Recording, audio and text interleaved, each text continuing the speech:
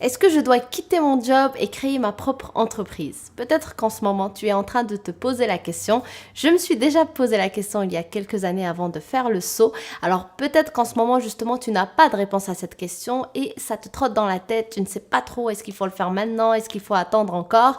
Eh bien, si c'est le cas, aujourd'hui, je partage avec toi quelques astuces pour que tu puisses justement trouver la réponse qui te convient pour savoir si tu dois quitter ton travail et créer ta propre entreprise de rêve ou bien continuer dans la voie dans laquelle tu es pour encore quelques temps. Parce qu'il faut le dire, ce n'est pas non plus parce qu'aujourd'hui tu ne peux pas te le permettre que ce sera un non définitif. Tu peux encore te reposer la question d'ici 1 an, 2 ans, 5 ans et revoir donc ta réponse.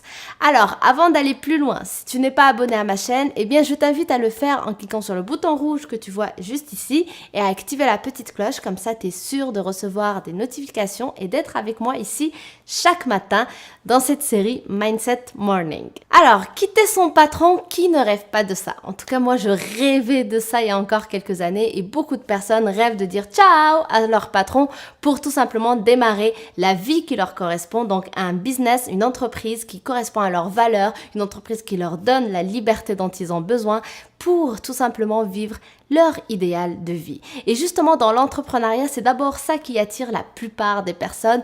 Moi, j'en faisais partie. C'était plus cette liberté de pouvoir gérer mon temps comme je le souhaite, de gérer les activités que je veux, de gérer les projets que je veux, de travailler avec les personnes que je veux. Donc, il y a une grande liberté dans l'entrepreneuriat qui attire en effet plusieurs personnes. Maintenant, ceci dit, il faut comprendre que tout le monde non plus ne peut pas être entrepreneur dans le sens où il y a des personnes qui vont avoir du mal à gérer cette liberté-là et qui vont préférer plutôt être guidées. Chacun son truc et c'est pour ça que c'est important que tu te poses les bonnes questions pour savoir si tu dois quitter ton travail ou pas.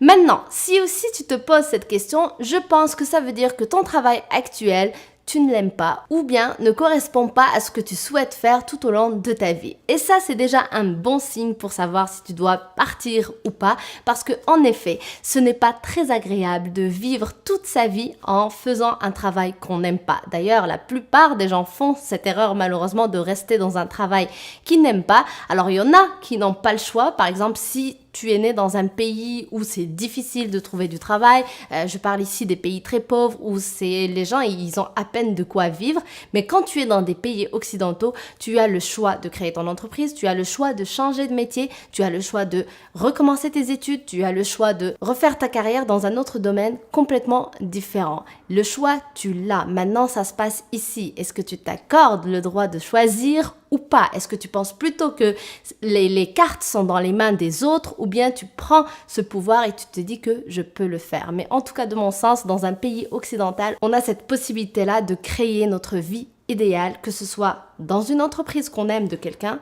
donc on fait un métier qu'on aime, ou bien dans l'entreprise qu'on aura créer en fonction de qui on est et quelle contribution on aimerait amener dans ce monde grâce à cette entreprise. Donc maintenant, on sait que si tu te poses cette question, c'est que tu n'aimes pas forcément ton boulot. Donc maintenant, il te reste 2 choses. C'est soit tu te dis, je vais changer de travail parce qu'en effet, c'est le travail que j'aime pas, soit c'est vraiment le salariat que j'aime pas. C'est-à-dire que je n'aime pas avoir des personnes qui me disent quoi faire. Je n'aime pas avoir des horaires à respecter, qu'il n'y a aucune flexibilité dedans, que je dois rentrer à telle heure, sortir à telle heure, que je dois demander la permission pour prendre des jours de congé, pour prendre des vacances, peu importe.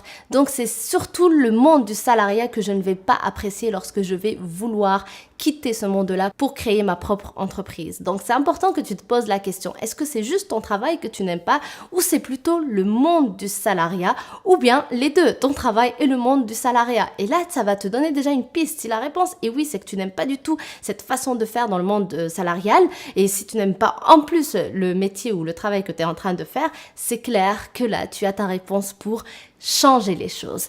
Et cette réponse, elle t'appartient à toi. Tu as beau poser la question à n'importe qui, j'ai beau te dire tu peux partir, c'est toi qui dois prendre cette décision et c'est toi qui dois être en accord avec cette décision-là ou cette réponse-là. C'est-à-dire que si toi tu sens que oui, en effet, tu n'aimes pas ce monde-là du salariat, tu n'aimes pas ce travail-là et que tu penses réellement au fond de toi que tu dois partir, eh bien c'est toi qui dois être convaincu par ça parce que sinon, tu vas toujours y aller à reculant et qui va à reculant dans les choses, eh bien ne réussira jamais. Donc d'où l'importance de se poser les bonnes questions pour que je puisse avoir mes propres réponses et non pas les réponses de toute autre personne autour de moi. Donc suite à ça, une fois que tu sais si c'est le monde du salariat ou c'est juste le métier, ben à ce moment-là, donc tu as déjà une réponse qui peut te donner la piste à choisir. Par la suite, tu dois te poser la question. Quels sont les obstacles ou quelles sont les batailles que je suis prêt ou prête à vivre ou à faire face? Parce que la réalité, c'est que autant l'entrepreneuriat fait rêver avec sa grande liberté, eh bien il arrive aussi avec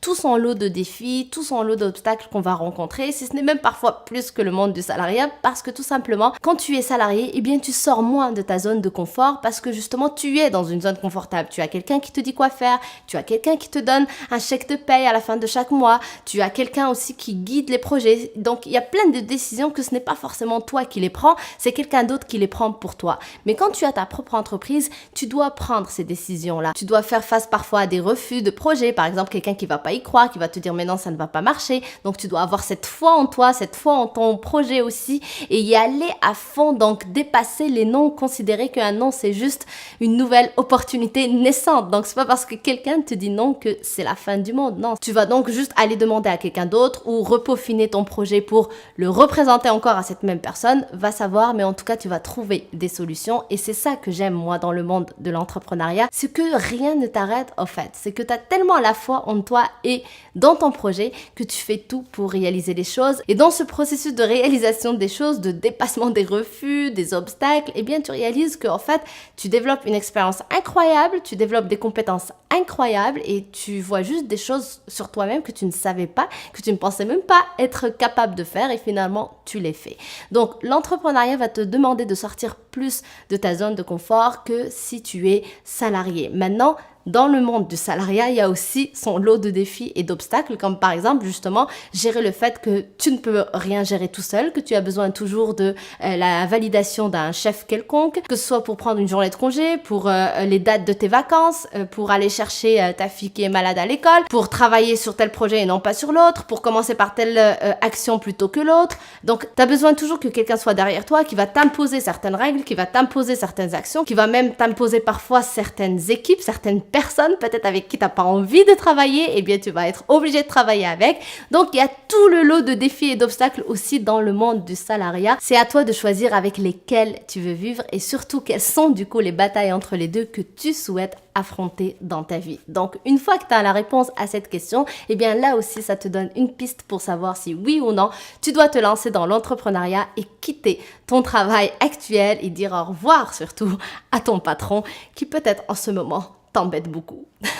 Donc j'espère que ça t'aide. Merci d'avoir regardé cette vidéo. Si elle t'a plu, n'hésite pas à me le faire savoir avec des pouces bleus et à me dire dans les commentaires juste en bas si toi tu es un entrepreneur ou un salarié. Et si tu es un salarié, est-ce que ta réponse est oui, tu veux quitter ce monde-là pour lancer ta propre entreprise ou pas? Je serais très curieuse de te lire et ça me ferait très plaisir d'échanger avec toi sur le sujet.